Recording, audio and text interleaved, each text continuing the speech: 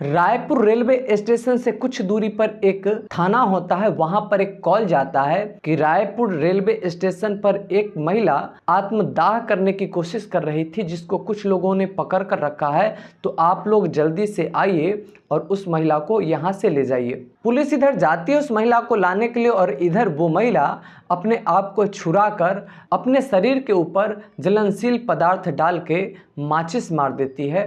2 सिपाही वहां पहुंचते हैं, वो लोग उसकी जान बचाते हैं। लेकिन जान बचाने के बाद जब उस महिला को गौर से देखते हैं तो पता चलता है कि वो महिला उस सिपाही में से एक सिपाही की पत्नी होती है।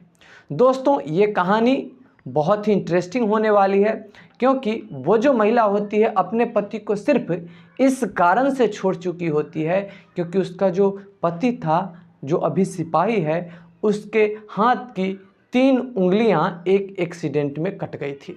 दोस्तों, क्या है ये पूरी कहानी, इसके लिए आप मेरे साथ वीडियो में बने रहिए। नमस्कार, प्रणाम। कहानी के इस एपिसोड में मैं सूरज राय आपका स्वागत करता हूं। अगर आप मेरे चैनल पर नए हैं तो प्लीज़ मेरे चैनल को सब्सक्राइब कर लें। मैं ये बात आपसे इसलिए कह रहा हूँ क्योंकि आप लोग कहानी सुन तो लेते हैं लेकिन चैनल को सब्सक्राइब नहीं करते। सब्सक्राइब करने में कोई रुपया तो लगता नहीं है, इससे बस आप लोगों का एक प्यार झलकता है। तो प्लीज़ आप मेरे चैनल को सब्सक्राइब कर लें। चलिए कहानी शुरू करते हैं। ये कहानी शुरू होती है यूपी के प्रयागराज से। वहाँ पर एक बोरहा गांव है। वहाँ पर एक अमन नाम का लड़का रहता है, जो एक पुलिस में सिपाही रहता है, जो रायपुर है वहाँ पर। और उसकी शादी संध्या सिंह नाम की एक लड़की से होती है। चूँकि ये सिपाही होता है तो उसकी शादी जो होती है संध्या एक अच्छी खासी लड़की से होती है। जो संध्या होती है उसका परिवार अमन सिंह के परिवार से थोड़ा सा अच्छा होता है। शादी बड़े अच्छे से चलती है, सब कुछ ठीक होता है। एक बार जब ये जाता है जॉब पर, ड्यूटी पर जाता है, वहीं पर नक्सली से मुठभेड़ हो जाता है और उसी में गाड़ी पलट जाती है। और जब गाड़ी पलटती है तो इसके जो हाथ होते हैं वो टूट जाते हैं, पैर टूट जाते हैं और हाथ की 3 उंगलियां कट जाती है। ये कई महीने तक हॉस्पिटल में भर्ती रहता है। और उस दरमियान इसकी जो पत्नी होती है संध्या सिंह, बहुत ही एकदम पतिव्रता नारी की तरह सेवा करती है, दिलो जान से हर एक बात पर।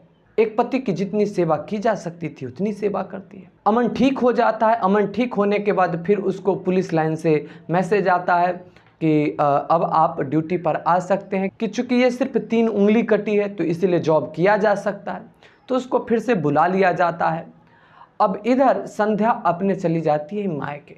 जब मायके जाती है तो उसके जो घर वाले थे उनको ये पसंद नहीं था कि मेरा जो दामाद हो उसकी उंगली कटी हुई हो, या कोई और बात रही होगी।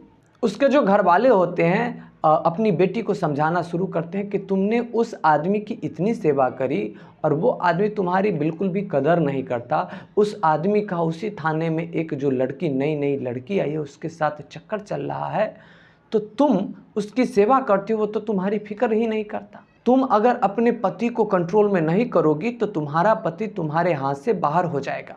और घर वाले कहते हैं कि तुम अपने पति से कहो कि जितने भी उसकी प्रॉपर्टी है, संपत्ति है, वो सब तुम्हारे नाम करे, क्योंकि अगर जब तक उसके नाम रहेगा तब तक वो शादी कर सकता है, या फिर वो प्रॉपर्टी उसके नाम कर देगा। अब उसकी जो बीवी होती है अपने घर वालों की बातों में आ जाती है, और जैसा जैसा उसके घर वाले कहते वैसा वैसा वो अपने पति से बात पर, फ़ोन पर ऐसी ऐसी बातें करती। पति परेशान रहता। वैसे वो पति को ये नहीं बताती थी कि आपका किसी और के साथ चक्कर चल रहा है।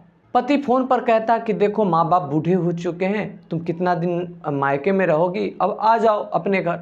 तो वो जो पत्नी थी वो कहती, मतलब संध्या सिंह थी, वो कहती कि जब आप जॉब से घर आ जाएंगे तब मैं आ जाऊंगी। फिर वो छुट्टी लेकर जब अमन घर आता है तो जाता है अपने ससुराल में अपनी पत्नी को लाने।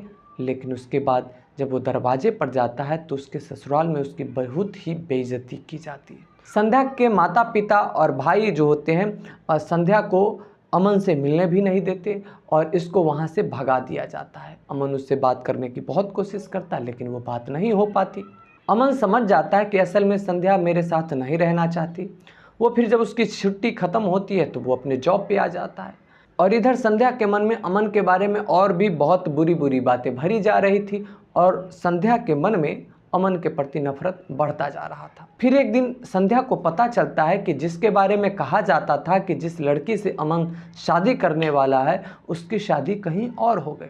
ये बात जब संध्या सुनती है तो उसे गलती का एहसास होता है। तब वो सोचने लगती है कि अगर वास्तव में अमन उससे प्रेम करता, उससे शादी करना चाहता तो कर लेता, क्योंकि मैं तो उसे पहले ही छोड़ चुकी हूँ। लेकिन अगर उसने ऐसा नहीं किया, इसका मतलब अमन का जो किसी और के साथ चक्कर का हल्ला किया गया वो झूठा हल्ला है। वो अपने घर वालों से कहती है, माँ बाप से कहती है कि मैं अमन के पास जाना चाहती हूँ। घर वाले कहते हैं कि नहीं, तुम अमन के पास नहीं जा सकती, और उसकी अलग शादी करने की तैयारी करना शुरू कर देते हैं, लड़का देखना शुरू कर देते हैं। ये बात जब संध्या को पता चलती है तो उसके पैर के नीचे से ज़मीन खिसक जाती है, क्योंकि उसे इस प्लान के बारे में तो पता ही नहीं था। फिर वो किसी भी तरीके से अपने माँ बाप से लड़ झगड़ के वहाँ से चल देती है अमन के पास। उसको पता होता है कि अमन के पास जाकर मैं अगर रोऊंगी, गिड़गिड़ाऊंगी, माफ़ी मांगूंगी तो अमन मुझे माफ़ कर देगा। अमन चूँकि रायपुर में उस समय ड्यूटी पर था, तो वो जो संध्या होती है रायपुर के लिए निकल जाती है। निकल तो जाती है, लेकिन पूरे रास्ते उसके मन में एक सवाल होता है कि जब मैं अमन के सामने जाऊंगी तो कैसे अपना चेहरा दिखाऊंगी। जो अमन मेरे घर पे आए थे, जिससे मैं बात करने तक नहीं गई, मैंने जिनको इतनी बुरी बुरी बातें कही, फ़ोन पर इतनी बुरी बुरी बातें कही, उनके सामने मैं कैसे जाऊंगी। फिर भी वो हिम्मत करके रायपुर स्टेशन तक तो आ गई, लेकिन उसको हिम्मत नहीं हुई कि वो पुलिस स्टेशन जाकर अमन से मिल सके। अब वो घर भी नहीं जा सकती थी, क्योंकि घर पर वो अपने माँ बाप से लड़ के आई थी। फिर उसके पास अब कोई ऑप्शन था नहीं। उसे लगा एक ही रास्ता है कि मैं अपने जीवन को समाप्त कर लूँ, और वो फिर केरोसिन तेल डालकर अपने आप को समाप्त करने की कोशिश करती है। उसी समय पुलिस वाले आते हैं, और वो जो तो पुलिस वाले होते हैं वो जान बचाते हैं। उसी में से एक अमन होता है। जिस समय जान बचाता है उस समय तो अमन नहीं पहचानता संध्या को, उस समय तो किसी भी तरीके से हॉस्पिटल ले जाया जाता है।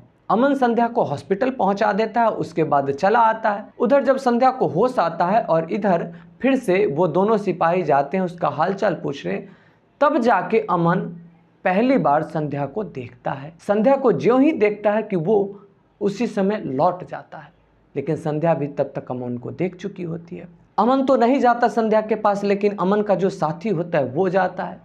तो संध्या उस साथी से कहती है कि प्लीज़ वो जो सिपाही है उनको भेजिएगा, और फिर वो उस सिपाही से बताती है कि वो जो हैं वो मेरे पति हैं। सिपाही से कहती है कि मुझसे ऐसी ऐसी गलती हुई थी इसीलिए ये नाराज़ हैं। सिपाही जाके अमन से कहता है कि ऐसी ऐसी बातें वो महिला कह रही है। तो अमन कहता है कि हाँ, वो महिला सच कह रही है, वो मेरी पत्नी ही है, लेकिन मैं उससे कोई संबंध नहीं रखना चाहता। संध्या बहुत गिड़गिड़ाती है, तब अमन उससे मिलने जाता है।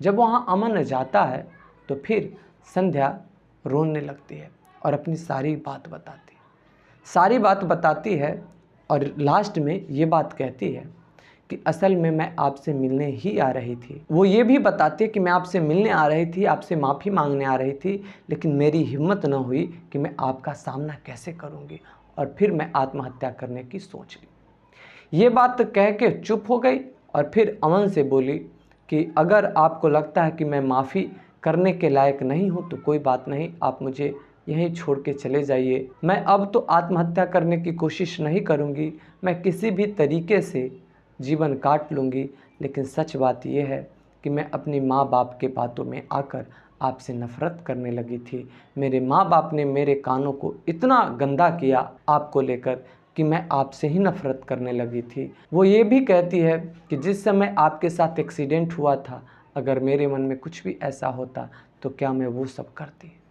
अमन को भी इस बात का आभास तो था ही कि वो मायके जाने से पहले कितना अच्छे से उसकी सेवा की थी। फिर भी अमन अभी बहुत कुछ सोच रहा था और हॉस्पिटल से चला जाता है। संध्या को जो आखिरी उम्मीद थी वो भी खत्म हो गई। संध्या ठीक हो जाती है। संध्या जब ठीक हो जाती है तो फिर उसको पुलिस अपने गिरफ्त में ले लेती है, और गिरफ्त में लेने के बाद और फिर उसे जब भेजा जाने लगा था, तब अमन उसके पास जाकर उसका हाथ पकड़ लेता है और कहता है कि तुमसे गलती हुई थी, तुमने उसका पश्चाताप कर लिया, तुम्हें गलती का आभास हो गया, इससे ज़्यादा मुझे और क्या चाहिए। दोस्तों, कैसी लगी आपको ये कहानी, आप हमें कमेंट करके ज़रूर बताइएगा।